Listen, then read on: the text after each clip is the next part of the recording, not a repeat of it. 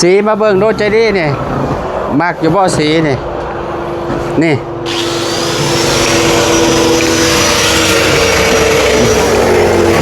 บ่ไหวพี่ไปเอามาในตอนนั้นน่ะใจดี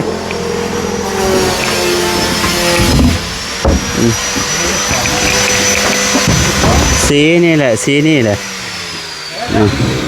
ว่าอันน็อตมันบ่พอว่ะน็อตยิงอันนั้นมันบ่พอหรอวะสีดำน่ะ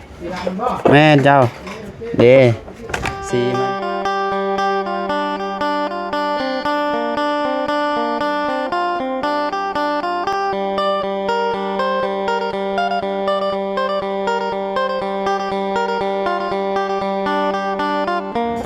สบายดีสวัสดีพ่อแม่พี่น้อง FC บัดสุขุสุคนเนาะบ่ว่าสิอยู่ในและกระต่างประเทศเด้อพี่น้องมาพบมาพอกันเนาะกับเฮา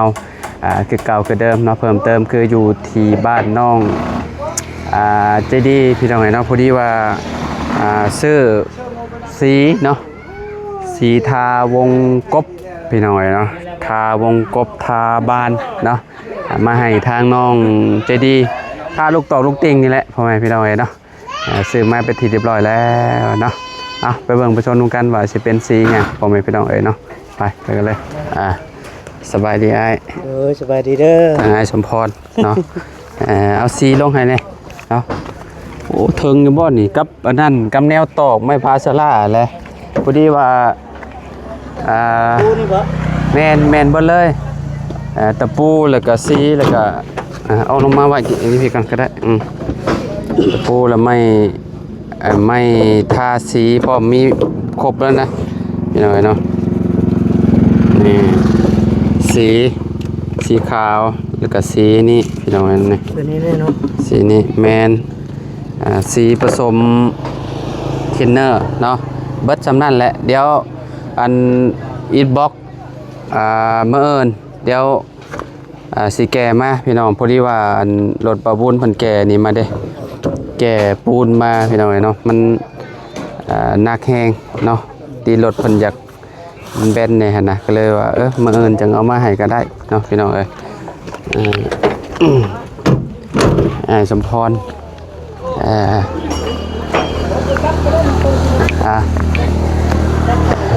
คันว่ามันบ่พอกับอันนี้เอามาเพิ่มอีกเนาะพี่น้องสีนี่ให้ทางสร้างเพิ่นทาขอบมันเนาะนี่แหละสีขาวทาขอบกับทาขอบบัดนะเนาะขอบหน้าตุ้งหน้าต่างนั่นแหละเนาะสีขาวแล้วก็สีออกตำมูนะสีทาบ้านมันพี่น้อยเนาะไปขึ้นไปอยู่เทิงก่อนเนาะ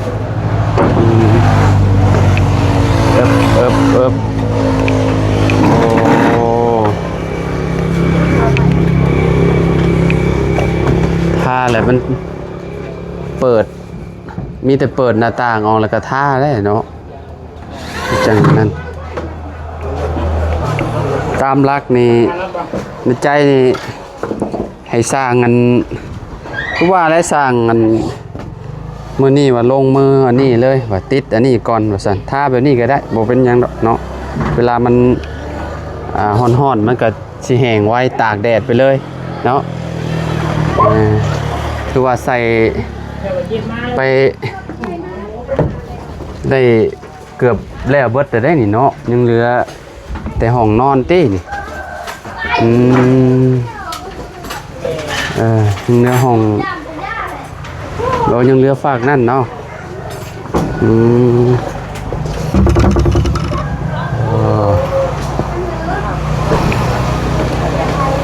สบายดีสั่งจานเด้อ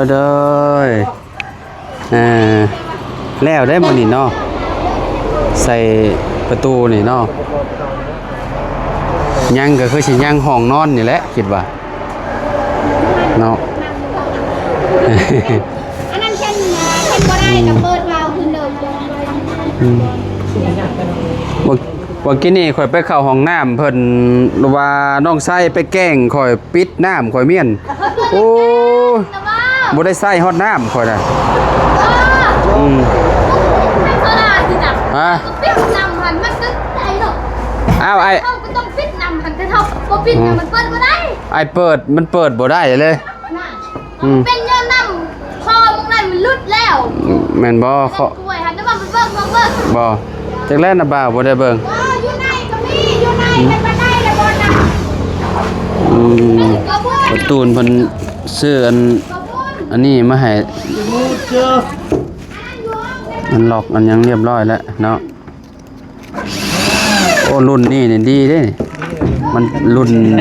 ใหญ่เลยเนาะ ครับ เดี๋ยวว่ามันสิบ่เตื่อยเด้นี่เนาะเดี๋ยวว่ามันแน่นหนาดิมันน่ะมันคักอยู่เพื่อนข่อยน่ะขนาดว่าใส่4อันยังเตื่อยแต่เสะอยู่เพราะว่ามันน้อยเด้ เอียวเล อยากเปลี่ยนใหม่อยู่ เกี่ยคือไป เปลี่ยน เนี่ยนักเลยเหรอไปนะ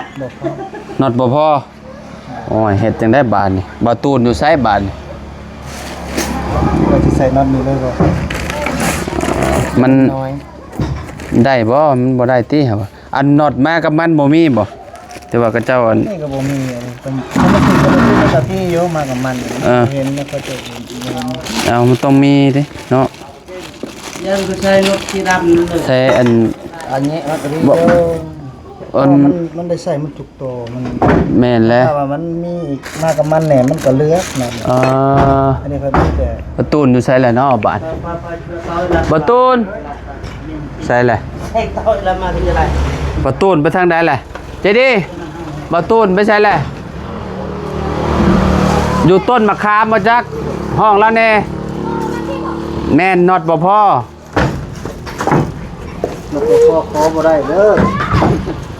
น็อตบ่พอน็อตบ่พอโอ้ยบ่เจ็บบ่เจ็บบ่เจ็บเฮือนบ่เจ็บเด้อ โอ้ยพี่น้องเอ้ยเนาะมีอยู่ตัวนี้มันนี่เนาะแต่ว่าอันนั้นน่ะตัวที่จับอันนั้นมันน่ะมันบ่พอพี่น้องเนาะ มันมีน็อตมากับมันอย่างนี้มามันเลย อันน่ะแนวอันนั้นไม่พาสลากับ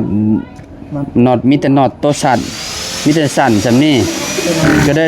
แต่เล็กตะปูแล้วมาตะปู4แล้วมาให้ตอกตะปูกันแน่นหนาคือกันนั่นแหละเนาะ ใส่ตะปูมาอยู่แล้ว ใช่แม่นใส่ตะปูหั่นแหละผ่านมาก็ได้ใส่ตะปูหั่นแหละเอาตะปูตอกกันแน่นหนาคือกันนั่นแหละพี่น้อยเนาะหาเลาะซื้อเบิดแถวนั้นก็มีแต่โต๊ะสั้นๆสั้นมันก็ยิงบ่ได้แล้วไปพาสลา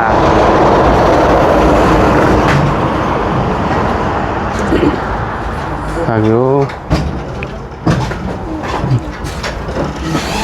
เห็นบ่เอาอันนี้มันนั่นนี่เนาะสีมาเบิ่งโดใจดีนี่มักอยู่บ่สีนี่นี่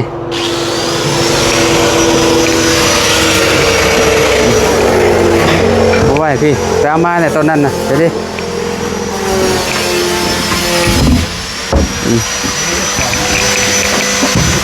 สีนี่แหละสีนี่แหละว่าอันน็อตมันบ่พอว่ะ น้ำบ้าเอาเลย น็อตยิงอันนั้นมันบ่พอหรอวะสีดำน่ะแม่เจ้าเด้สีมันอันนี้ทาอันนี้มันทาขอบข้างเด้ทาขอบข้างอันนี้อันนี้มันทาวงมันทาบานมัน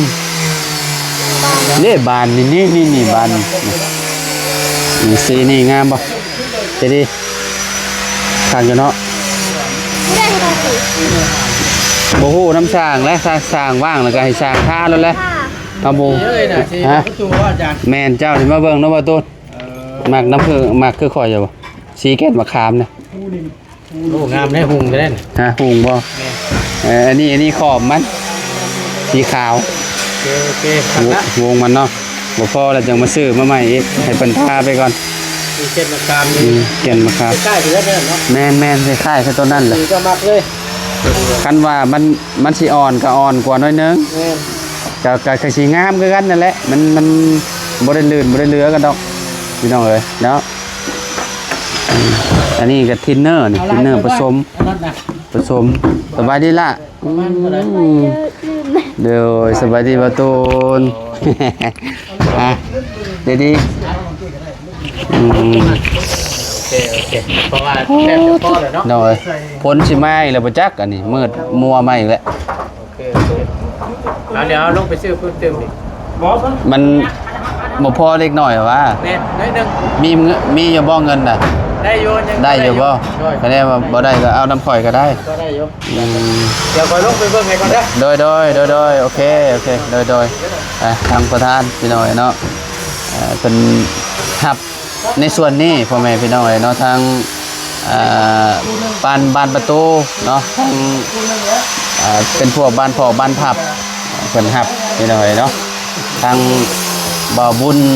บ้านป่าผัดวงพี่น้อยเนาะวงกับลูกลูกติ่งเนาะลูกติ่งมาแล้วได้เนาะ เลย มาแล้วพี่น้องลูกติ่งน้อยลูกติ่งใหญ่เนาะอยู่ข้างล่างพุ่นแหละพี่น้องเอ้ยเนาะเมื่อฝนตกแห้งๆบ่ได้อันนั้นบ่จะดี ไปเลย เพื่อนเจ้าบ่ได้หัวบ่ บริหัว ขึ้นมาเบิ่งแล้วบ่ แล้วก็แก้ว เอบ ริ อ หัว บอกคะแนนมันหัวต้องบอกเพิ่นได้สมมุติว่าเพิ่นเฮ็ดแล้วมันไปเลยได้สั่งจันทร์ไปเลยได้ เนาะเออ ยังมาอยู่เนาะ ถ้ามีงานก็สิอันน่ะนี่แหละพี่น้องห้องใส่ทีมสร้างแหล่คือเก่านี่แหละเวลาเพิ่นงานเพิ่นเบิดคือแบบนี้เลยพี่น้องเพิ่นสิมาแบบรวมโตกันเบิดเลยเด้อจะมาซอยกันอยู่นี่แหละพี่น้องเนาะเมื่อนี่ค่อยคิดว่าต้องสิแอมเนาะมื้ออื่นต้องแอมแน่นอนมื้ออื่นนี่เนาะอย่าคู่คือกันว่าสิออกมาเป็นแบบใดก็สิเนาะจะดีเนาะ เลย สิจวดจ้าดจำได้ฮะนะเฮือนจะดีนี่นะพี่น้องเนาะคือตอนนี้เฮาก็เนาะได้เห็นแล้วเบิ่งประตูไปก่อนเนาะประตูหน้าต่างไปก่อนเนาะแต่ยังบ่ทาสีมันก็สิสีขาวๆนี่แหละเนาะอัน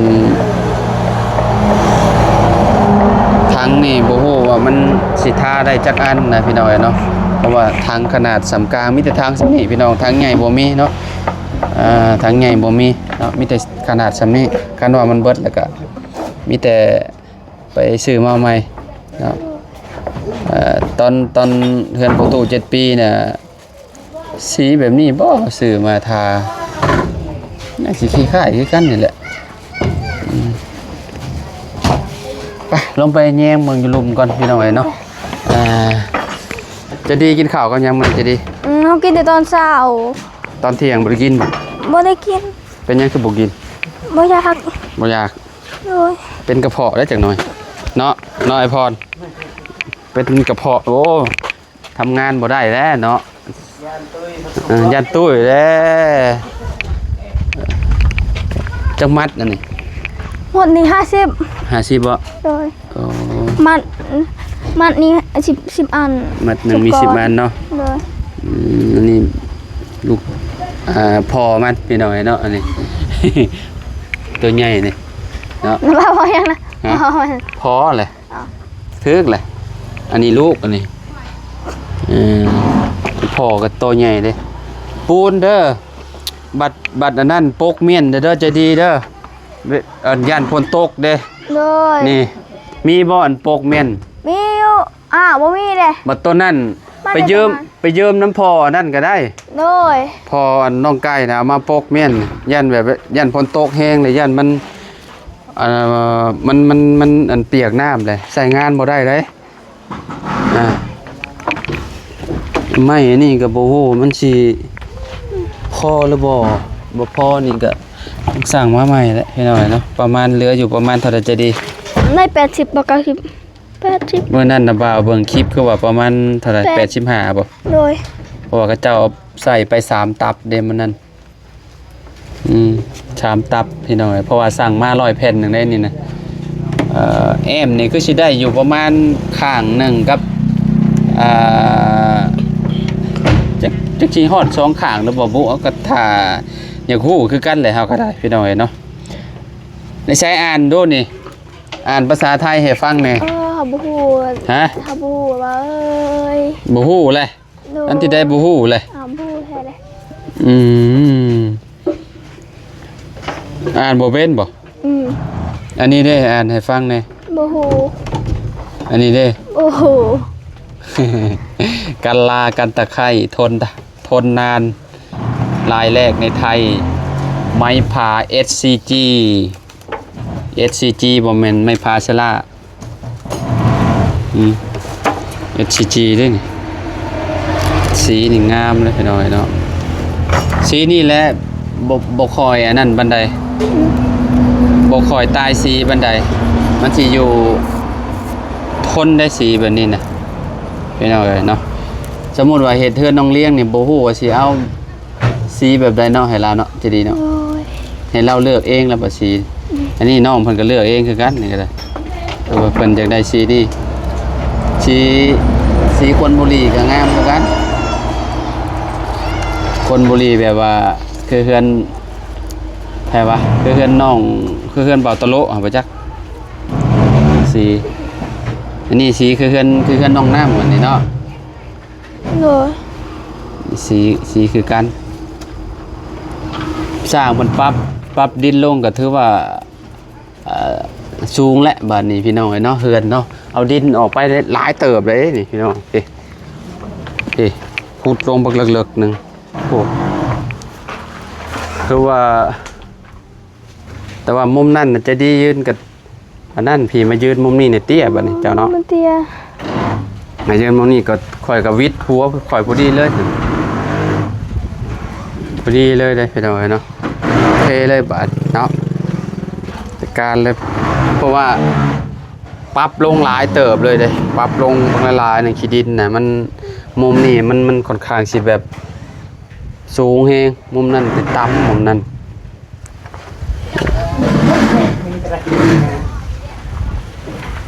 ทีมสร้าง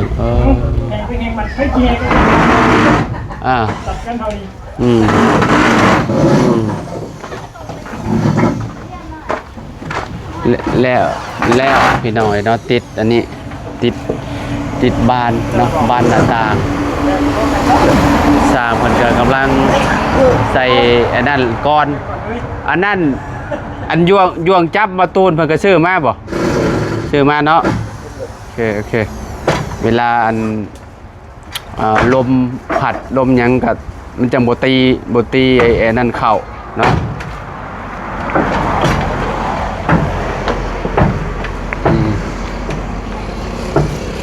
ติดน้อยหนึ่งถ้าเห็ดรวมลายกับเวลาเวลาไอ้น้ำถึกมันจะกันนั่นเด้ไปจะดิมาเบิ่งมุมนี้ก่อนพากันอันน่ะยาคุดหรือบ่กองตารางนะเมื่อจะคุดใหม่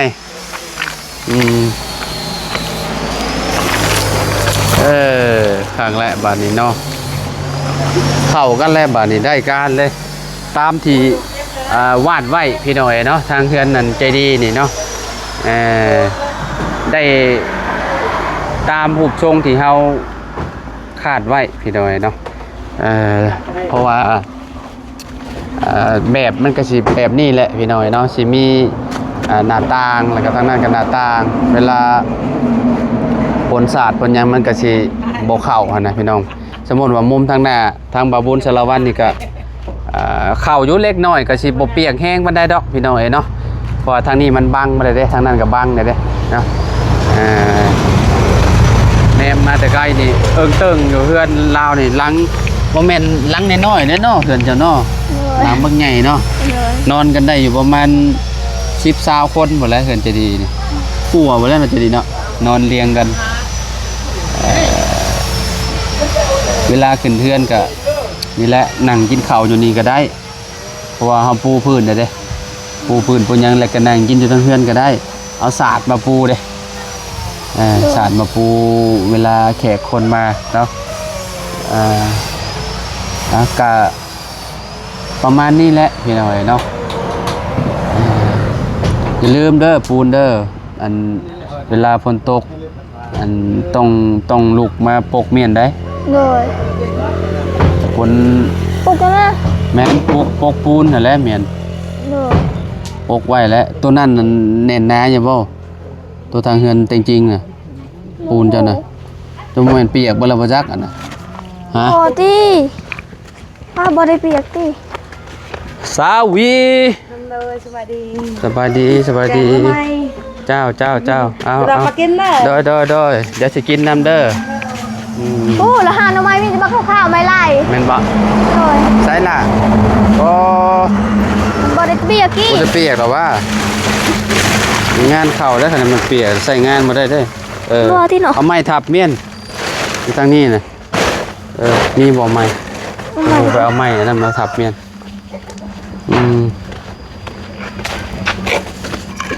นั่นแหละจะดีทับเมียนอยู่นี่ปูนประมาณ20 ศอกนี่นะพี่น้องเนาะประมาณ20 ศอก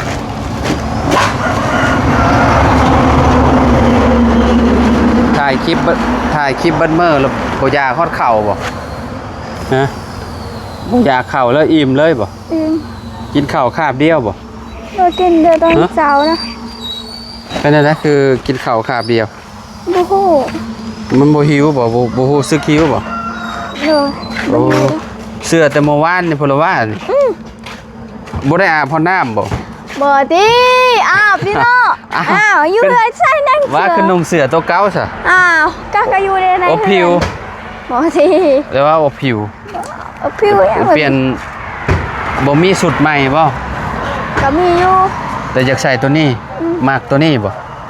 ซ้ำกันครับค่อยซะค่อยใส่ตัวเดียวตลอดเสื้อแขนยาวพี่น้อยเนาะ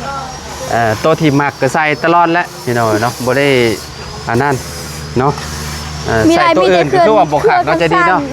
ว่าใส่ตัวอื่นก็คือว่าบ่คักว่ะมีแต่เสื้อสั้นแม่ไปหายังมามื้อนี้โอ้เดี๋ยวว่ามีหน่อไม้คือกันได้บ่ก็ได้อยู่ต่างกันลงมาเฮ็ดปีแล้วบาดกินน้ำเอาเมื่อขึ้นเทือนแหละเนาะทีมสร้างนี่ต้องมาเบิดทุกคนแหละเนาะมาอันนี้มาผูกแขนมาห่วมแสดงความยินดีกับน้องใจดีเพิ่นเนาะเทือนหลังนี้นี่กับป้าอันนั้นเลยป้าเห็ดอันบนดังฟืนดังไฟเลยเนาะจะดีถ้าเป็นไปได้นี่นะบ่าวว่าเอาแอมอยู่พื้นเลยแอมผักกระจาดแอมปึ๊บแล้วลื้อนี่ออกลื้อภาคออกลืมนะแม่ลื้อตัวนี้ออกนี่ลื้อตัวนี้ออกแล้วเขาก็เข้าไปดังไฟเลยเดี๋ยวเอานี่ออกมาเลยนี่พาอันนี้นี่ออกมาเลยเอาฟืนได้บัดนี้เนาะฟืนเจือนแล้วนี่เนาะลืมแหละบัดมือแล้วอันเห็ดมองกันได้ให้เด้อมองกันมาขึ้นเด้อหน้าทางขึ้นนะอันประตูปิดนะประตูบันไดนะยันมาอันกลางคืนเลยยันขึ้นเป็นหลักกินข้าวจะดีนะได้ยินบ่ทางช่างจันเห็ดแฮนเด้อเห็ดตะวาก็ได้มันบ่ได้ยุ่งยากบ่ได้นะเห็ดปลาปิดน้อยๆนี่น่าจะดีเลยนี่เศษไม้นี่เต็มอยู่เบิดอยู่ได้อยู่เนาะเอาบาทนี่อันนั้นต้อบ่นะต้อได้เนาะ พี่น้องเอ้ยปักใหญ่เลยต่อไม้พะยุงบ่จักเลยห้อยทำไม้พะยุงนี่โยไปขายได้เงินได้จะดีเอ้ย ใช่ เนี่ยต่อตอนนั้นมันเป็นต้นหยังมองสร้างกันเราขุดนะ นั่นน่ะ มายังบ่งบ่ ต่อมายังโบง มายังบ่งมายังบ่งมายังบ่งติ ต้นกระบอกบ่ บ่มายังบ่งติ มายังโบงไปปลูกไป มายังบ่งมายังมาเขาบอกมาเขานะเขาจื้ออยู่เลย มองนี่คล้ายๆเนี่ยเนาะดินเนาะขุดง่ายอยู่ บนนี้เขาถมเลยเขาขุดบนนี้สมบนนี้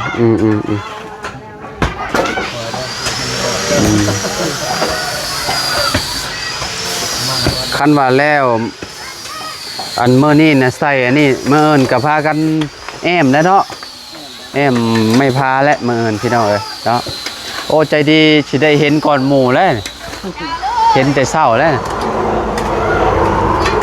แอมพาเข้าไปนี่คักแล้วเฮือนหลังนี่นะ กอแล้วบ่ ฮะ กอแล้วบ่ จากแรกบ่ฮู้คือเขาเจ้าสร้างบล็อกมาบ่บล็อกกับบล็อกเก่าว่าน่ะบ่จะดี เจอบ ล็อกมาใหม่บ่ บ่สิก่อขึ้นเพิ่มบ่หรือว่าแล้วก็บ่ฮู้ละเนาะแต่น้องเลี้ยงไปใช่ซะ น้องเรียงบอก ไปใช่โอเคพี่น้องเนาะขอโตวลำลาแล้วอยู่ดีมีแฮงบ่ถูกทุกคนเนาะมื้อนี้ซื้อสีมาให้ใจดีแล้วมื้อเอิ้นสิเอาเอาบล็อกมาให้พอดีว่าบ่าวบุญเพิ่นรถเพิ่นหนักก็เลยเนาะบ่ได้แก้มาพี่น้องเนาะบ่ได้ขดมาซับเนาะแรกๆว่าสิเอาบล็อกมาพร้อมว่าสิเอาปูนมาเพิ่มประมาณ2กระสอบปูนโบกนั่นแหละพี่น้องเนาะหรือว่าปูนสาบเนาะไปใจดีไปอยู่ดีมีแฮง สบายดีเด้อ สบายดีเด้อ FC เด้อพี่น้องพบกันเนาะไปเด้ออ้ายเด้อไปพี่น้องเนาะอยู่ดีมีแฮงสบายดีเด้อ